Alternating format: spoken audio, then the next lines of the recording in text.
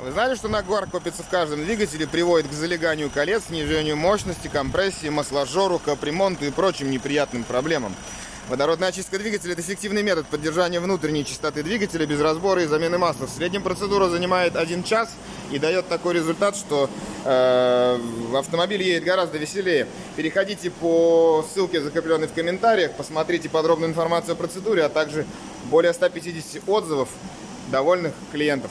Ссылка в комментариях.